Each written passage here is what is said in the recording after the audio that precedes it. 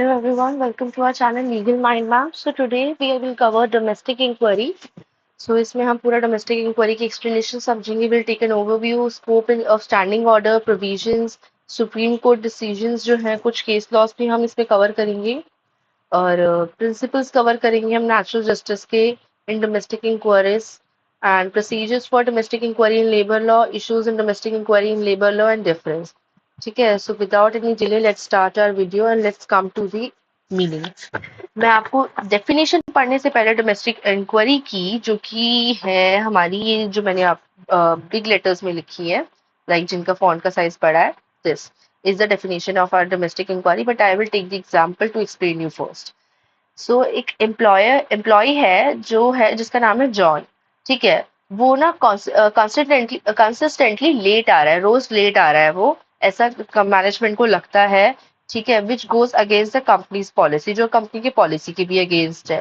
तो कंपनी ने डिसाइड किया कि ना एक इंक्वायरी को, डोमेस्टिक इंक्वायरी यानी इंटरनल इंक्वायरी, कंपनी के अंदर की, ये कोई बाहर की बात नहीं है, कंपनी के अंदर कोई चीज हो रही है, कोई फॉल्ट हो रहा है तो कंपनी के अंदर ही बात की जाएगी. तो कंपनी के अंदर एक इंटरनल इंक्वायरी हम कंडक्ट करते हैं और इस इंक्वायरी में एविडेंसेस ऐसे इकट्ठे किए जाएंगे जैसे उसकी रेगुलर अटेंडेंस रिकॉर्ड्स. ठीक है, और कुछ विटनेस जिन्होंने उसे लेट आते हुए देखा हो रेगुलरली. ठीक है, और गोल होगा कि जॉन को इस बात का एहसास दिलाया जाए कि उन्होंने कंपनी के नियमों को नहीं माना है, वॉयलेट किया है कंपनी के रूल्स को, और उसे एक पंचुअलिटी मेंटेन करनी है. यानी उनका एम बेसिकली ये है कि उनके एम्प्लॉयर्स उनकी बात माने, उनकी कंपनी के रूल्स को फॉलो करे, बिकॉज ऑल बाकी एम्प्लॉयज टाइम से आ रहे हैं तो एक एम्प्लॉय डिले होगा तो इससे कंपनी का एटमॉस्फेयर भी खराब होगा और काम के ऊपर भी फर्क पड़ेगा. So if the inquiry finds that John consistently came late without valid reason, तो अगर इंक्वायरी ये फाइंड करती है कि वो सच में लेट आ रहा है बिना किसी वैलिड रीजन के, तो उसके ऊपर एक डिसिप्लिनरी एक्शन या मतलब उससे पहले एक वार्निंग दी जाएगी उसको. ठीक है, अब आप टाइम से आना, आपके खिलाफ ये सारे हमारे पास एविडेंसेस भी हैं. और the domestic inquiry is a way of company to handle such issues internally. तो अब डोमेस्टिक इंक्वायरी क्या की जाएगी, ये एक तरीका होता है डोमेस्टिक इंक्वायरी का. देखो, डिसिप्लिनरी एक्शन हमने लास्ट वाली वीडियो में समझा था कि वो हो गया मेजर, वो हो गया कि उन्होंने क्या स्टेप लिया जब उन्हें ये पता चला कि कोई पर्सन रूल्स नहीं फॉलो कर रहा है, मिसकंडक्ट कर रहा है. और डोमेस्टिक इंक्वायरी होती है उससे पहले का स्टेप, कि डिसिप्लिनरी एक्शन लेने से पहले का स्टेप, जो इंक्वायरी की जाती है, इंटरनल इंक्वायरी बिठा के की जाती है कि जिसमें इन्वेस्टिगेट किया जाता है, पूरा सबूत इकट्ठे किए जाते हैं. That process is called domestic inquiry, जो इंटरनल इंक्वायरी होती है कंपनी के अंदर की. तो let's come to the definition now. Domestic inquiry is in labor law refers to an internal investigation. क्या है ये? एक internal investigation है जो conduct की जाती है within a company or organization when there is a suspected violation. जब एक company के rules कोई follow ना कर रहा हो तब ये inquiry की जाती है. ठीक है, एग्जामिन करने के लिए सारी चीजों को कि वर्क प्लेस में क्या गलत चल रहा है, कौन गलत चल रहा है, क्यों गलत चल रहा है, क्या रीजन है गलत चलने का, और उस इंसान को सही कैसे किया जाए ताकि काम ठीक से हो, वर्क प्लेस का इन्वायरमेंट एक अच्छा इन्वायरमेंट बना रहे, और अगर कोई इशू है तो उसे कैसे रिजॉल्व किया जाए. तो इसलिए डोमेस्टिक इंक्वायरी होती है एक इंटरनल इंक्वायरी.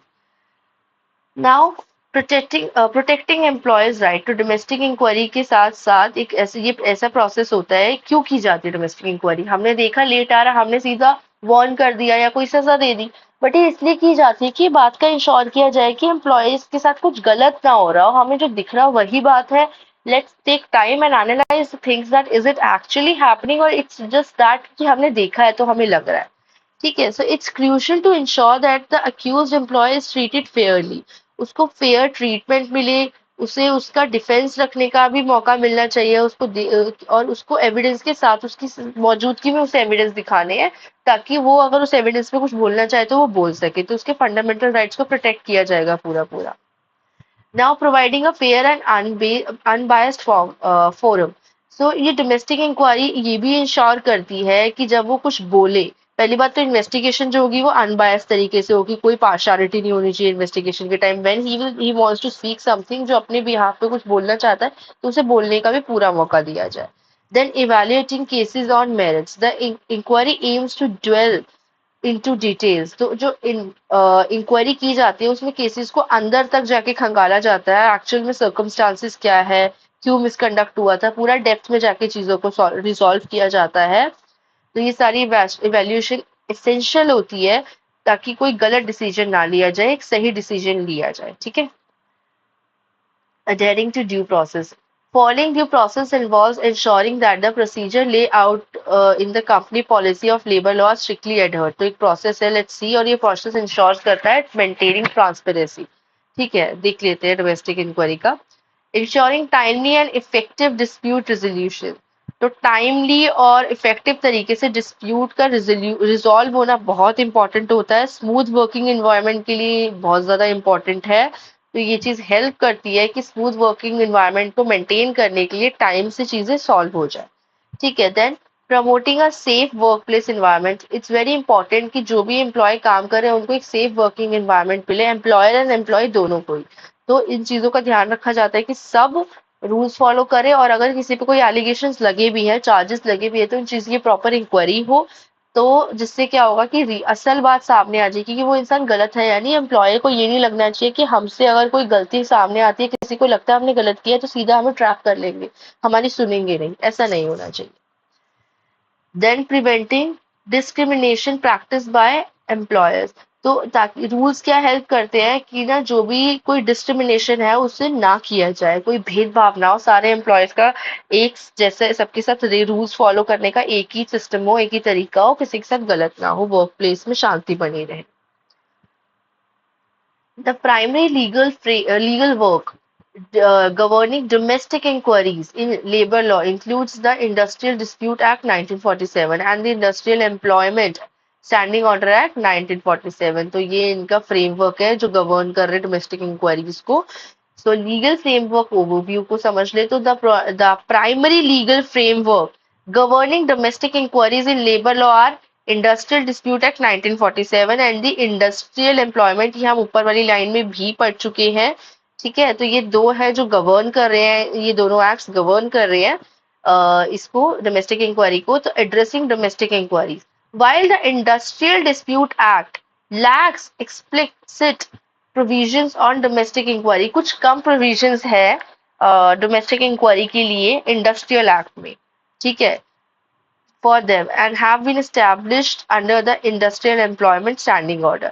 बट जो है एप्लीकेबिलिटी क्राइटेरिया की बात करें, so industrial employment act 1947 46 applies to larger work place. तो ये जो है लार्जर वर्क प्लेस की बात करता है, over 50 employees excluding smaller establishment, 50 या 50 से ज्यादा एम्प्लॉयज होने चाहिए तब ये एक्ट एप्लीकेबल होगा।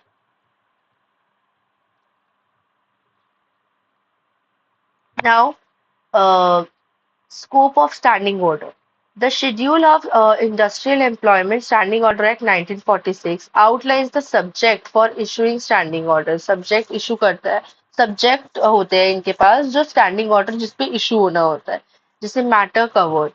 The ninth entry in the schedule specifically address, ये important है, ninth entry in the schedule specifically address issues related to suspension or dismissal of the employee for misconduct, defining acts and omission. ये तो हम सबको पता है कि हम सीधा डिसमिस या सस्पेंड नहीं कर सकते, there should be some warnings and depends on the severe, मतलब कितना सीवियर जो उसका मिसकंडक्ट है उस पर डिपेंड करता है हमें क्या एक्शन लेना है।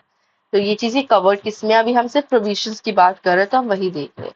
Then employer accountability, entry 17th of the schedule 1A of the Standing Order 1946 hold employers accountable for lapse in adhering to standing orders, कि अब जो एम्प्लॉयर है वो कितना स्टैंडिंग ऑर्डर को फॉलो कर रहा है, इस बात का ध्यान रखा जाता है। तो ये चीजें सारी स्पेसिफाइड है शेड्यूल 1A में।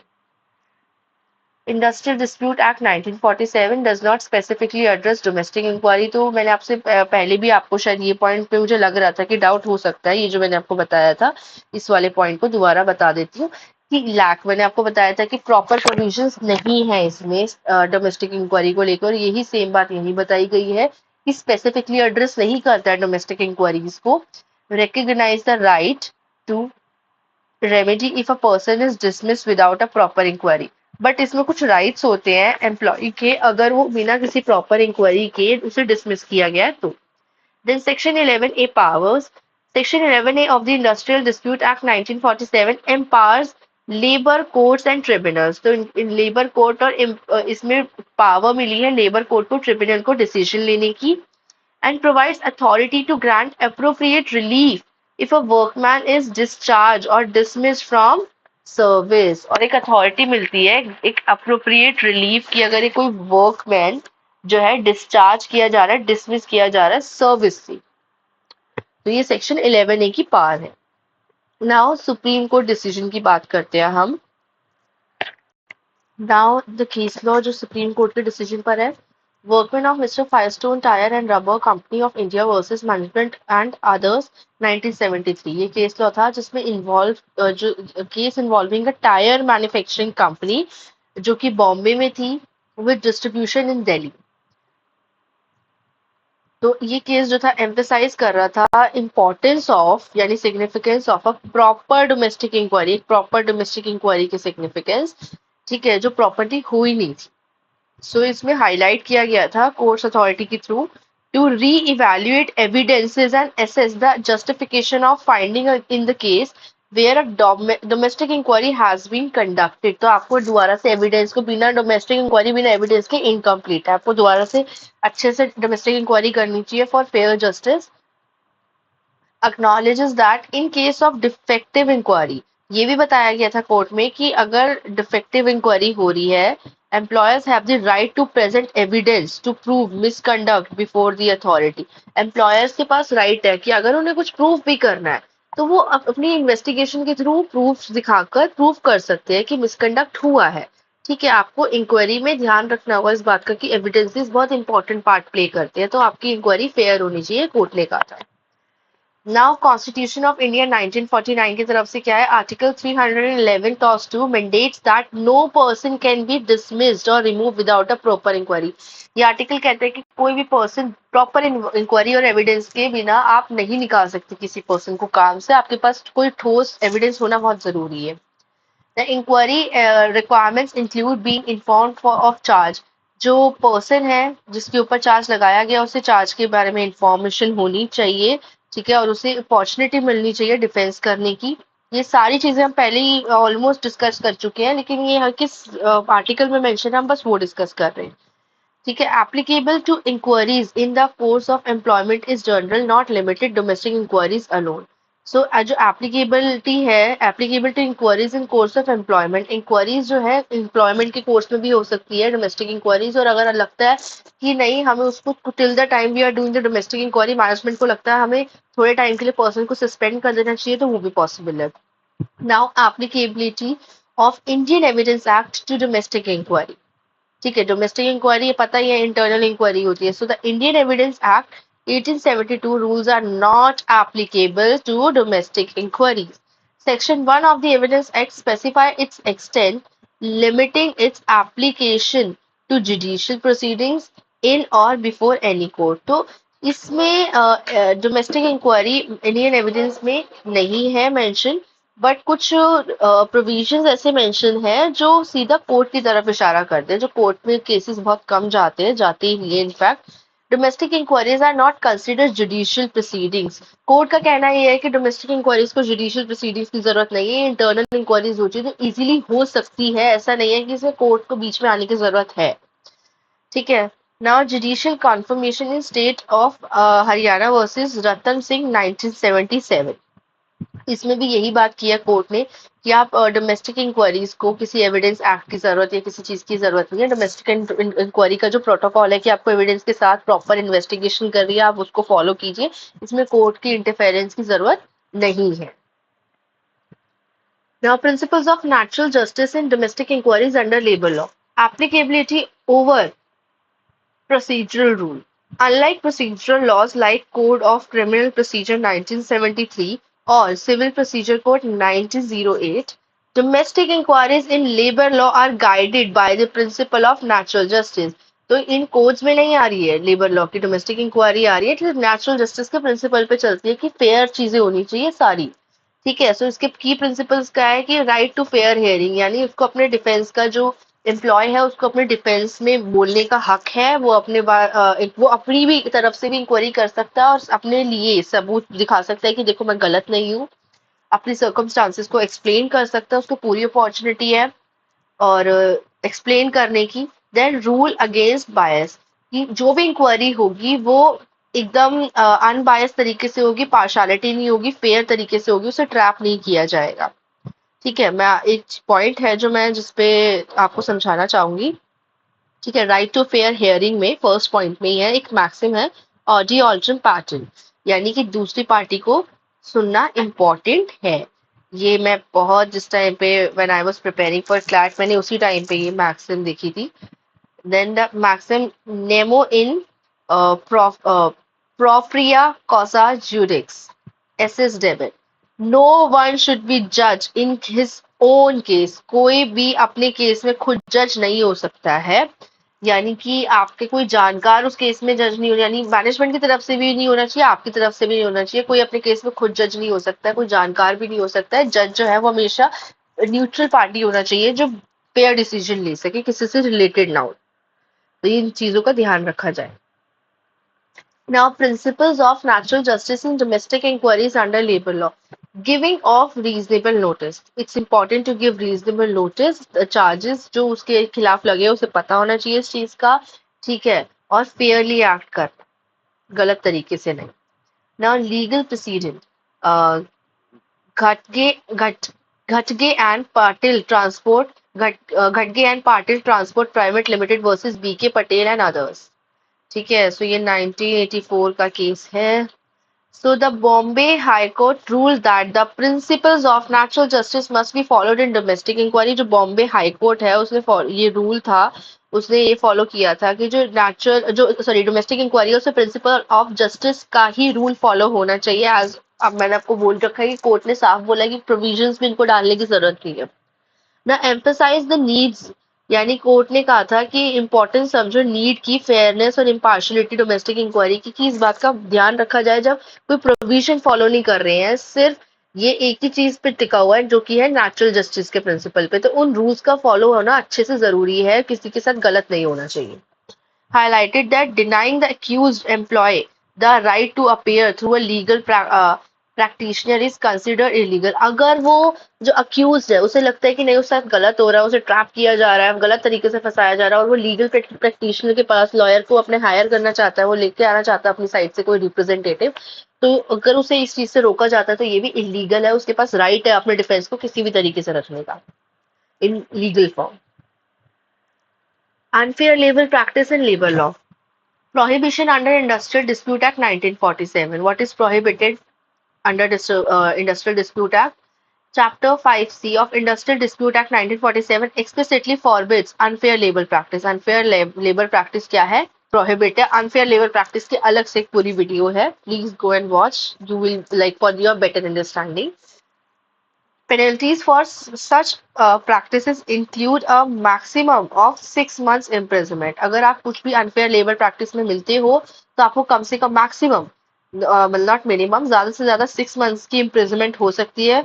उस साथ में फाइन भी दिया जा सकता है, या सिर्फ फाइन भी दिया जा सकता है, 1000 रुपीज का आपसे लिया जा सकता है, और दोनों चीजें भी हो सकती है। Definition of unfair labor practice.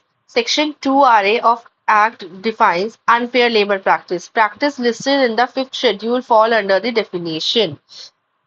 ठीक है, specific unfair labor practice section 5F of the fifth schedule states that the dismissing or discharging a workman, किसी workman को काम से निकालना वो भी गलत तरीके से, in utter disregard of the principle of natural justice is the conduct of domestic is the conduct of in the conduct of domestic inquiry और विद अनड्यू हैज, मतलब गलत तरीके से यूज करके डोमेस्टिक इंक्वायरी का गलत चीजें इन्वेस्टिगेट करके गलत प्रूफ्स रख के निकालना उसको, या गलत तरीके से निकालना, अनफेयर लेबर प्रैक्टिस में आता है। उसे ट्रैप करना अनफेयर लेबर प्रैक्टिस का पार्ट है जिसके ऊपर आपको सजा मिल सकती है।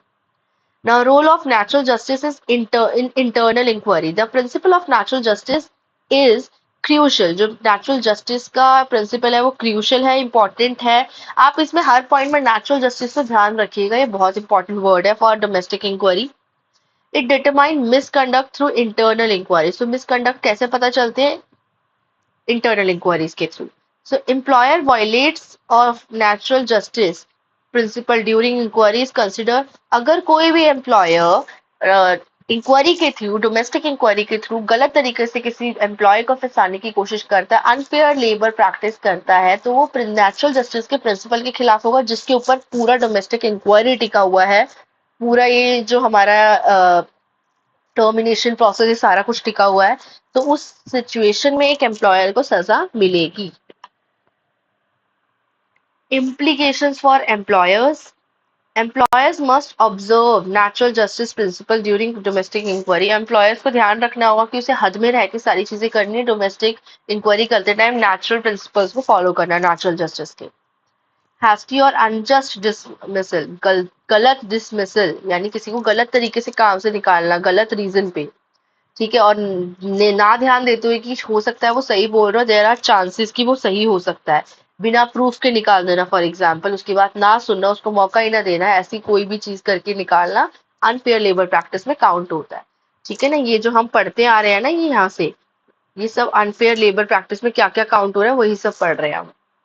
Legal consequences. Employers' unfair labor practice. Violating natural justice principle in a domestic inquiry may result in charge unfair labor practice against the employer and emphasize the necessity of fair and just internal inquiry processes addressing the employee misconduct. इससे मुझे कुछ समझाने के लिए नहीं लगा कि अगर आप अनफेयर लेबर प्रैक्टिस का पार्ट होते हो और नेचुरल जस्टिस प्रिंसिपल को फॉलो नहीं करते हो, डोमेस्टिक इंक्वायरी के टाइम किसी को गलत तरीके से बाहर निकालते हो, तो उसमें आपको जो भी सजा तय की गई है अनफेयर लेबर प्रैक्टिस से वो आपको मिलेगी लीगल कॉन्सिक्वेंसेज के लिए, then you have to be ready. देखो these points I have already covered in last video, तो मैं इसे थोड़ा क्विक कवर करूंगी, आप रोक के ना नोट्स पढ़ सकते हैं अगर आपको ज्यादा बेटर समझ में आएगा, वैसे नोट्स बहुत इजी है इसमें, और ये सारे पॉइंट्स मैं पिछली वीडियो में कवर कर चुकी हूँ, इसलिए मैं इसे फटाफट कवर करूंगी। अभी प्रोसीजर ऑफ डोमेस्टिक इंक्वायरी, ठीक है, लेट्स अंडरस्टैंड। तो सबसे फर्स्ट स्टेज होती है प्रिलिमिनरी इंक्वायरी, जिसमें सिर्फ ऑब्जर्व किया जाता है कि किसी ने मिसकंडक्ट किया है और क्या मिसकंडक्ट किया है और उसके ऊपर क्या चार्जेस बनते हैं, और बस ये चीज ध्यान रखी जाती है इसमें, जिसमें एविडेंस जो है अगर इनसफिशिएंट होते हैं चार्जेस को लेके, तो आगे प्रोसीडिंग्स जो है ड्रॉप कर दी जाती है, और अगर एविडेंस मिल जाते हैं कि हाँ भाई ये चार्जेस लगने चाहिए इस एम्प्लॉय के ऊपर, तो फिर आगे केस को बढ़ाया जाता है, फिर चार्जशीट रेडी होती है जब अगर प्रॉपर एविडेंस मिल जाते हैं, तो वो एम्प्लॉय के अगेंस्ट फाइल की जाती है। ठीक है, और वो भी बहुत क्रूशियल स्टेज है ये भी, चार्जशीट देना। ठीक है, चार्जशीट में सब कुछ क्लियरली मेंशन होता है कि क्या प्रॉब्लम थी, क्या चार्जेस है एम्प्लॉयर के ऊपर, सॉरी एम्प्लॉय के ऊपर, and what are the things, the misconduct जो उसने किया है, कब कब किया है, क्या क्या प्रूफ है आपके पास, एवरीथिंग, ताकि उसको यार नोटिफाई कर दो आपकी ये हमें आपके अगेंस्ट मिला है। ठीक है, the chargesheet must include name, employer number and address of the accused, allegation of misconduct, date, time and place of occurrence, relevant sections and clause under standing order, explanation of the allegation, because misconduct का ये पता होना चाहिए कि standing order में mention है, ये हमने पिछली वीडियो में सीखा था कि स्टैंडिंग ऑर्डर में जो लिस्ट ऑफ मिसकंडक्ट होती है उनमें से मिसकंडक्ट होना जरूरी है। Attach return reports if available, mention suspension if available, if applicable, citing severity and gravity, अगर आप सस्पेंशन ही दे रहे हो सीधा, इतना सीवियर है उसका जो केस है, तो आपको वो भी मेंशन करना पड़ेगा, वाई। ठीक है, legal principal from Poveri Tea Estates versus Barkatki, 1964. Charge should only state the alleged misconduct, signed by competent authority for validity. ना सर्विस ऑफ चार्जशीट, चार्जशीट देनी है सीधा एम्प्लॉय को, अगर वो लेने से मना कर देता है तो उसको थ्रू पोस्ट आप भिजवाओ, जस्ट टू मेक श्योर कि उसके पास तक ये चीजें पहुंच जानी चाहिए, उसको डिलीवर हो जानी चाहिए।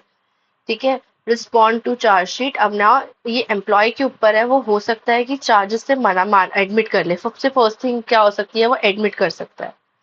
सेकंड थिंग क्या हो सकती है कि वो एडमिट ना करे, ठीक है, तो वो अपनी एक्सप्लेनेशन देगा। थर्ड थिंग क्या होगी, वो अपनी एक्सप्लेनेशन देगा कि अगर उसने एडमिट भी कर लिया या नहीं भी करा, तो क्यों एडमिट नहीं किया या फिर क्यों एडमिट किया। कि हाँ मैंने किया है या फिर मैंने नहीं किया है, एंड ये सिचुएशन मेरे लिए ऐसी बनाई जा रही है एंड ऑल। और ये भी हो सकता है वो at the time of the explanation he can ask कि मुझे थोड़ा सा टाइम दो इंक्वायरी के बीच में, कि मैं भी अपने लिए कोई सबूत लेकर आ सकूं अपने आप को इनोसेंट प्रूफ करने के लिए, तो वो टाइम एक्सटेंशन भी उसे मिलेगा। ठीक है। तो legal position from Tata engineering and locomotive company versus labour court Jamshedpur 1960। अगर अक्यूज डिनाई करता है एलिगेशंस पे उसके ऊपर जो लगे हैं, तो जो बर्डन ऑफ प्रूफ है ना, वो एम्प्लॉय के ऊपर ही आ जाएगा। यानी जो अक्यूज है यानी एम्प्लॉय है वही डिनाई कर रहा है, तो फिर अपने लिए प्रूफ भी लेकर आए कि मैं इस वजह से डिनाई कर रहा हूँ, ये भी प्रूफ मैंने कुछ गलत नहीं किया, it is not in misconduct. तो उसे प्रूफ दिखाने पड़ेंगे अपने आप को सही साबित करने के लिए। ना इंक्वायरी कमेटी है, वो फॉर्म होती है based on the employers defence. Now must be impartial, unbiased होनी चाहिए, इम्पार्शल होनी चाहिए। ठीक है। Committee members can not have personal connection, कोई पर्सनल कनेक्शन नहीं होना चाहिए कमिटी मेंबर्स का किसी भी पार्टी के साथ। विद द कंप्लेनिंग और accused be interested parties have issued the chargesheet और भी potential witness, not with any other party related to the case. वो एकदम न्यूट्रल होनी चाहिए कमिटी की जो मेंबर्स है। Inquiry can be against an individual और मल्टीपल एम्प्लॉयज, ऐसा भी हो सकता है एक इंडिविजुअल के अगेंस्ट हो इंक्वायरी, ऐसा भी हो सकता है मल्टीपल एम्प्लॉयज हो। Confirmation of the accused understanding of the chargesheet before initiating the inquiry. हमें अक्यूज की तरफ से भी कंफर्मेशन चाहिए understanding the chargesheet before initiating the inquiry. Now no rigid procedure, rules of, देखो कोई ऐसा बहुत तक ज्यादा मतलब बहुत स्ट्रिक्ट प्रोसीजर नहीं होता है, नेचुरल जस्टिस के प्रिंसिपल्स अप्लाई करके इसको आगे बढ़ाना होता है। ठीक है। So this procedure ensures a fair transparent domestic inquiry in case of employee misconduct. Then आता है फेयरनेस एंड इम्पार्शलिटी, जो भी इंक्वायरी होगी वो फेयरनेस को ध्यान रखते हुए इम्पार्शलिटी की तरीके से होगी, नेचुरल जस्टिस के प्रिंसिपल पे। ठीक है। जुडिशियल रोल क्या आता है इसमें, कि प्ले द रोल ऑफ जजेस in the process, have the authority to examine witness. अब जो भी इंक्वायरी कर रहे हैं उनका पूरा पूरा ध्यान दिया जाता है कि वो विटनेस जो ला रहा है, अगर एम्प्लॉय ला रहा है तो उनको एग्जामिन करे, एम्प्लॉयर की तरफ से तो उनको एग्जामिन करे, डॉक्यूमेंट्स जो है उनको ठीक से पढ़े, रिकॉर्ड्स चेक करे, एवरीथिंग। ठीक है। Power and responsibility, have the responsibility to ensure all necessary information is available before making a decision. तो इस बात का ध्यान रखा जाए कि डिसीजन जल्दबाजी में नहीं लेना है, बहुत सारी चीजों को ध्यान में रखते हुए लेना है, सही डिसीजन लेना है, फेयर डिसीजन लेना है, किसी के साथ गलत नहीं करना है। एग्जामिनेशन ऑफ विटनेस प्रॉपरली होना चाहिए, और बायस नेचर नहीं होना चाहिए किसी का भी किसी चीज के भी प्रति। Conduct of inquiry must be liberal, एकदम फ्री इंक्वायरी होगी। ठीक है। कंसिडरेशन के उससे अवॉइड डीमीनिंग और स्कैंडलस क्वेश्चनिंग, गलत क्वेश्चंस नहीं पूछने हैं, जो क्वेश्चंस बिल्कुल आउट ऑफ द बॉक्स है, ऐसे क्वेश्चंस है जो कोई मतलब ही नहीं रखते हैं इंक्वायरी से, विटनेस से ना, और ना ही क्यूज से ऐसे क्वेश्चंस पूछने हैं। Complete the inquiry as expeditiously as possible, जितना जल्दी और आराम से इंक्वायरी को कंप्लीट कर सको उतना जल्दी करो, और इफेक्टिव होनी चाहिए मतलब। नाउ रोल ऑफ इंक्वायरी में ही efficiency of inquiry management, decide on the first hearing date, communicate it to the employee। जो फर्स्ट हेयरिंग डेट है उसे एम्प्लॉय तक पहुंचाओ कि इस दिन यहाँ पे ये ऑफिसर है आपका, ये वेन्यू है, you have to come at this time. ठीक है। उसे अलाउ नेसेसरी इंडिविजुअल्स, इंडिविजुअल्स जो नेसेसरी है, जैसे कंपनी की तरफ से जो नेसेसरी लोग हैं, एम्प्लॉय की तरफ से कोई है, एम्प्लॉय तो आएगा ही आएगा, कोई उसका विटनेस है तो उन सबको आना जरूरी होगा। The presiding officer, the representative and the witness. Discourage unnecessary adjournment, unnecessary के लोगों को नहीं बुलाना। ठीक है। Ensure the employee is present during all stages of inquiry, employee को हर स्टेज पे इंक्वायरी के प्रेजेंट रहना है। Confirm receipt of chargesheet, chargesheet की रिसिप्ट कंफर्म होनी चाहिए। Read and explain charges to accused employee, accused के पास सारे चार्जेस एक्सप्लेन तरीके से उसके पास पहुंच जाने चाहिए, उसे एक्सप्लेन करे कोई, उसे पता होना चाहिए कि इनका क्या कंक्लूजन होना है, अगर वो एक्सप्लेनेशन वो रिवर्ट में नहीं देगा तो। Conduct timely explanation and cross examination, timely explanation पहुंच जानी चाहिए, क्रॉस एग्जामिनेशन टाइमली होना चाहिए। रिकॉर्ड और साइन होनी चाहिए proceedings once examines are complete, यानी हर डेट पे जो एक होता है ना, जैसे हम कोर्ट में भी ऑर्डर आ जाता है हमारे पास, ऐसे ही हर डेट पे एक रिकॉर्ड मेंशन होना चाहिए कि इतनी इतनी डेट्स हुई है इंक्वायरी की, ये चीजें इंक्वायरी में पूछी गई थी, सब कुछ रिकॉर्ड होना चाहिए। पार की लिमिटेशन समझ लेते हैं। कि do not have the power to order payment of subsistent allowance, salary, initiative, perk, transfer, ऐसी कोई भी पावर नहीं है।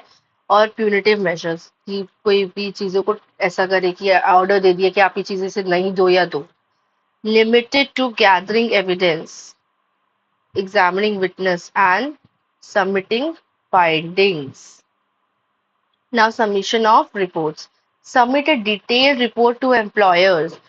Employers को डिटेल रिपोर्ट सबमिट करनी है। Submit a detail report to the employers based on evidence and relevant factors. जो employee है उसको सबमिट करनी है employer.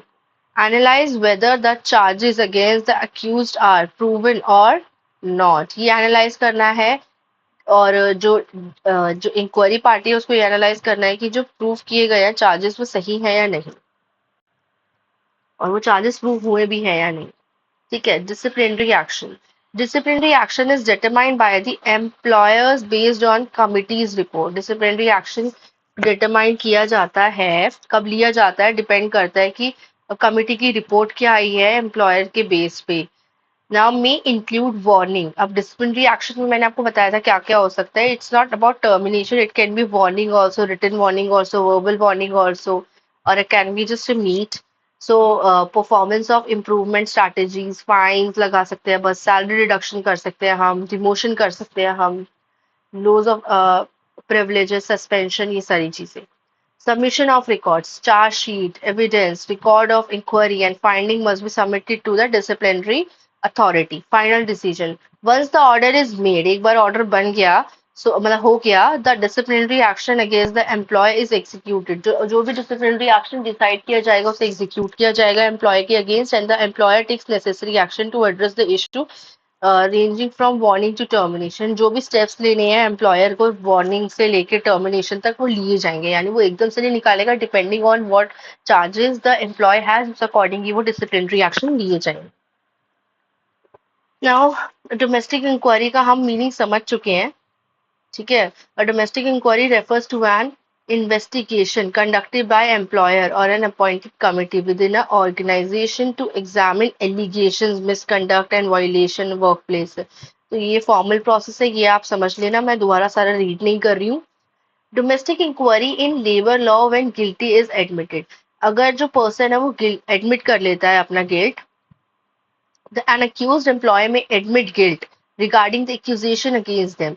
While this admission can streamline the disciplinary process, it's crucial to adhere to the principle of natural justice. तो natural justice चाहे वो admit भी कर ले तो भी आपको principle of natural justice पे चलना है during the inquiry, और उसके बाद भी आपको एक बार inquiry करनी है। After even if the person will admit, आप इंक्वायरी करो, आपको लगता है हाँ वो पर्सन एडमिट कर रहा है, वो बात सही है, उसने सच में ऐसा किया है, तो ठीक है, you can take the disciplinary action according to that. But अगर आपको लगता है नहीं वो पर्सन गलत एडमिट कर रहा है, इंक्वायरी तो कुछ और कह रही है, तब आपको इस बात पे सोचना है, क्योंकि आपका काम क्या है डोमेस्टिक इंक्वायरी में, क्या काम है आपका कि मतलब डोमेस्टिक इंक्वायरी की कमेटी का काम क्या है कि उनको नेचुरल जस्टिस का प्रिंसिपल फॉलो करना और सही पर्सन को सजा देनी है और सही चीज पर ही सजा देनी है, नॉट इन रॉन्ग वे और नॉट इन गलत तरीके से। Now, examples of admission of guilt. An employee, let's call him John, is accused of unauthorized access to confidential company information. ठीक है। So, इस डोमेस्टिक इंक्वायरी के दौरान जो जॉन है वो ओपनली एडमिट करता है कि उसने सच में फाइल का एक्सेस लिया था गलत तरीके से जो कॉन्फिडेंशियल थी। तो इस केस में एक्यूजेशन जो है unauthorised access of confidential file, ये उसके ऊपर एक मतलब वो है एलिगेशन है, और उसने एडमिट भी कर लिया अपना गिल्ट। जॉन ने एक्नॉलेज भी किया कि उसने ऐसा किया है। So this admission simplifies the process. ये एडमिशन प्रोसेस को इजी कर देगा, बट ऐसा नहीं है कि वो नहीं होगा, इंक्वायरी नहीं होगी, कि उसने मिसकंडक्ट तो किया है, उसने कन्फेस भी कर दिया है, बट उसके एडमिशन के बाद भी एक बार तो नेचुरल जस्टिस के प्रिंसिपल को फॉलो करते हुए सिचुएशन को डिसाइड करने से पहले एक बार इंक्वायरी होगी और उसी के बाद कोई डिसिप्लिनरी एक्शन लिया जाएगा। The admission serves as a crucial factor of inquiry process, but a comprehensive evaluation of circumstances is still necessary for a just resolution. Now, legal perspective. The Supreme Court, in the case of Channa Basappa versus State of Mysore, held that admitting the fact of case amounts to valid admission of guilt.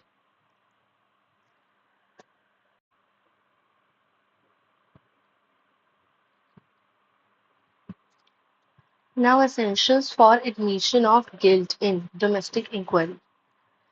तो क्या essentials हैं अगर guilt admission हो जाता है, यानी कि वो जो पर्सन है वो अपनी गिल्ट एडमिट कर लेता है अपने जो उसने मिसकंडक्ट किया है डोमेस्टिक इंक्वायरी में।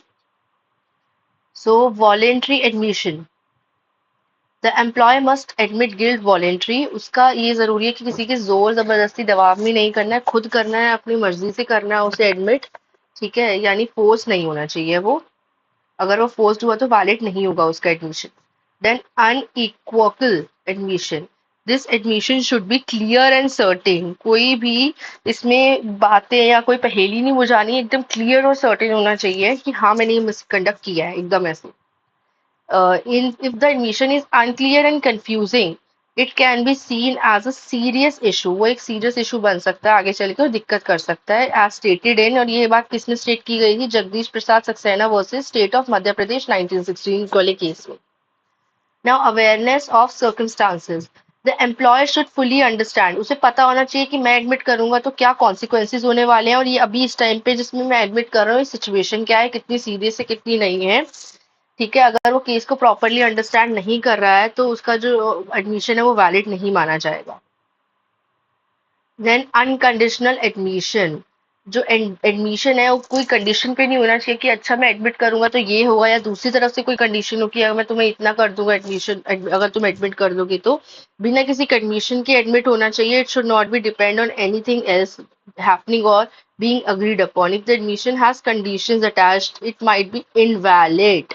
और उसमें कंडीशन अटैच हुई तो वो इनवैलिड हो जाएगा। और ये किस में था, केस में ACC Babcock Limited versus Bimsha 1987. Now, fair and transparent recording. If the admission should be recorded in a fair and honest way, ठीक है, so this ensures that if there is any doubt later, it can be confirmed that the admission, अगर आप record करोगे उस admission को तो कोई doubt भी होता है तो आप कंफर्म कर सकते हो उस रिकॉर्डिंग को दोबारा सुनकर। ठीक है, और वो एडमिशन, ये आपको ये भी पता होना चाहिए उस रिकॉर्डिंग को सुनकर आप ये समझ लोगे कि अच्छा ये किसी जोर जबरदस्ती में तो नहीं बोला गया। Now, payment of subsistence allowance during the pendency inquiry.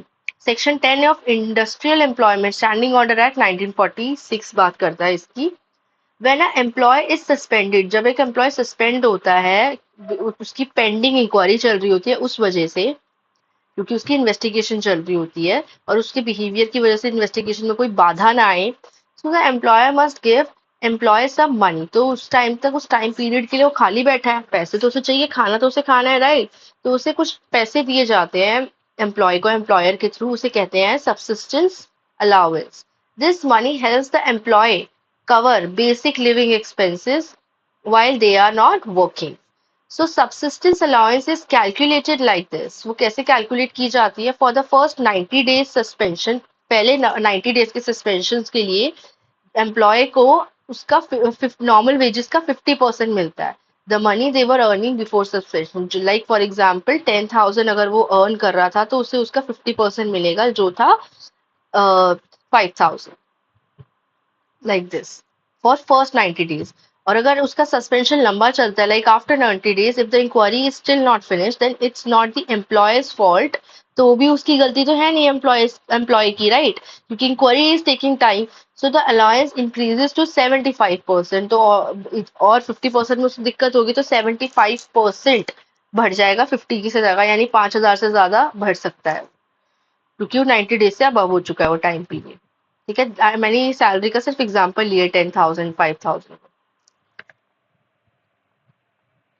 Now उसको अपने डिसीजन, अगर कोई भी गलत डिसीजन होता है, ठीक है, एम्प्लॉय के अगेंस्ट, तो उसको राइट टू अपील का पूरा पूरा वो है, उसके पास राइट है।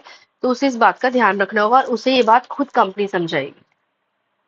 ना issue in domestic inquiry in labour law, time consuming. सबसे बड़ा इशू क्या है लेबर लॉ में? डोमेस्टिक इंक्वायरी का बहुत ज्यादा टाइम लेती है, टाइम कंज्यूमिंग होती है, लंबा टाइम लेती है, क्योंकि इसे नेचुरल जस्टिस का प्रिंसिपल फॉलो करना होता है, फेयर डिसीजन रखना होता है।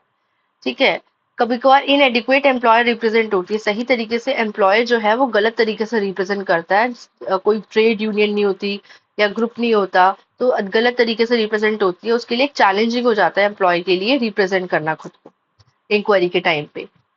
ठीक है, dependency on trade union, in many cases a member of trade union represents the employee during the inquiry and the absence of trade union और एम्प्लॉय, अगर किसी केस में ट्रेड यूनियन को ही रिप्रेजेंट करना है और ट्रेड यूनियन है ही नहीं, तो वहां पे एक बहुत बड़ी चैलेंजिंग सिचुएशन आ जाती है जिसकी वजह से और डिले होता है।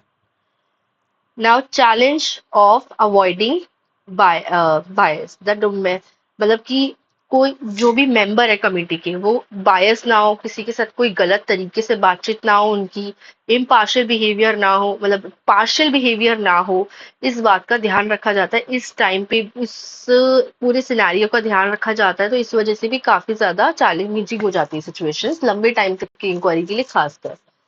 Efficiency concerns. The overall efficiency of domestic inquiry process may be affected by the mentioned issues. Delay and representation challenges can contribute to inefficiencies in reaching the resolution. तो बहुत सारे delays होते हैं, कुछ अलग अलग challenge आ जाते हैं जिसकी वजह से दिक्कत आती है, solution तक नहीं पहुंच पाते। So now basic meaning है अब, ठीक है। तो डोमेस्टिक इंक्वायरी और डिपार्टमेंटल इंक्वायरी के बीच का डिफरेंस समझ लेते हैं हम। तो इसमें क्या होता है, डोमेस्टिक इंक्वायरी हमें पता है कि इंटरनल इंक्वायरी है, ठीक है, बाय द एम्प्लॉयर, जो इन्वेस्टिगेट करते हैं मिसकंडक्ट और वायलेशंस को, जो भी रूल वायलेट हुए। और डिपार्टमेंटल इंक्वायरी जो है वो है फॉर्मल इन्वेस्टिगेशन एक तरीके की, ठीक है, जो एक स्पेसिफिक डिपार्टमेंट पे एग्जामिन करती है एम्प्लॉय कंडक्ट परफॉर्मेंस की बात करें तो conducted internally within the company organisation और इंडस्ट्री, ठीक है। और डिपार्टमेंटल इंक्वायरी की बात करें तो conducted within a specific department, एक स्पेसिफिक डिपार्टमेंट की बात की जा रही है। डिपार्टमेंटल इंक्वायरी एक इन्वेस्टिगेशन है जो सिर्फ डिपार्टमेंट में हो रही है। डोमेस्टिक इंक्वायरी डिपार्टमेंट से हटकर होती है, पूरी कंपनी को लेकर हो जाती है, ठीक है। Now decision making, employers make decision related to domestic inquiry, employer है वो डिसीजन लेते हैं रिलेटेड टू डोमेस्टिक इंक्वायरी, और डिपार्टमेंटल हेड जो होगा, किसी डिपार्टमेंट का हेड होगा, वो रिस्पॉन्सिबल होगा इसमें डिसीजन लेने में। यानी जो मैंने ऊपर बात बोली थी थोड़ा सा डोमेस्टिक इंक्वायरी से बढ़कर है, बढ़कर नहीं है बट थोड़ा डिफरेंट है। डिपार्टमेंट इज एक छोटा डिपार्टमेंट हो सकता है, डोमेस्टिक इंक्वायरी काफी बड़े स्केल पे हो गई, इंटरनल बट नॉट आउट में। Then conducted by, inquiry officers होते हैं अलग से, ठीक है, और कमिटी अपॉइंट की जाती है ताकि न्यूट्रल पर्सन हो और बायस फ्री डिसीजन हो, ठीक है। और डिपार्टमेंटल इंक्वायरी में कमिटी एग्जिस्ट करती है डिपार्टमेंट के अंदर ही, ठीक है। और डोमेस्टिक इंक्वायरी की स्कोप जो है वो वाइड होती है, और ये डिपार्टमेंट इंक्वायरी की नैरो स्कोप होती है, लिमिटेड कंसर्न डिपार्टमेंट होते हैं क्योंकि। Associated cement company versus the workman 1963, इस केस में क्या हुआ था, the court highlighted the importance की ना, कुछ वर्कर्स थे, मतलब बहुत सारे वर्कर्स थे इस केस में, ठीक है, जो अक्यूज थे during the domestic inquiry. Several workers were accused of misconduct such as blocking factory, वो फैक्ट्री को ब्लॉक कर रहे हैं, एंट्री स्टॉप कर रहे हैं, ऐसी ऐसी कुछ मिसकंडक्ट कर रहे थे। तो इंक्वायरी जब हुई उनके ऊपर तो उन्होंने सीधा उसे डिसमिस कर दिया, वर्कर्स को ही डिसमिस कर दिया। तो बाद में जो ट्रिब्यूनल है उनको ये इंक्वायरी का फैसला अनफेयर लगा। उन्होंने कहा कि आप सीधा ऐसे डिसीजन नहीं ले सकते, आपने वर्कर्स को अपना हित रखने का मौका ही नहीं दिया, उन्हें अपॉर्चुनिटी नहीं दी कि वो अपने डिफेंस में कुछ बोले, which is wrong, it is unfair decision. So the Supreme Court agreed, ruling that inquiry was unfair because the accused were not given a chance to defend themselves. So the court stressed that workers must be properly informed. Workers को उनके charges को लेकर properly inform करना था, और inquiry से पहले भी उन्हें inform करना चाहिए था कि आपके ऊपर इंक्वायरी बैठने वाली है, about the inquiry, and given enough time. उन्हें पूरा टाइम देना चाहिए था उनके डिफेंस को प्रिपेयर करने का। This ensures fairness and transparency, इससे क्या होता है कि जो प्रिंसिपल ऑफ नेचुरल जस्टिस है वो पूरा फॉलो किया जाता है, जो नहीं फॉलो किया गया था इस केस में। So following the principle of natural justice, तो ये था हमारा case. That's it in this video. Video लंबी थी, आई कैन अंडरस्टैंड, बट इसमें काफी सारी चीजें थी जो एक्सप्लेन कर रही थी, और मैं कोशिश करती थी मैं सारी चीजों को अच्छे से एक्सप्लेन करूं, जितने कॉन्सेप्ट्स मैं ला सकती हूँ वीडियो में प्रॉपरली एग्जाम पर्पज से भी मैं लेकर आ सकूँ। सो आई होप आपको समझ आया होगा। In case any doubt you can just comment me, मैं ट्राई करूंगी आपका डाउट सॉल्व करने के लिए। And don't forget to like, share and subscribe. Thank you.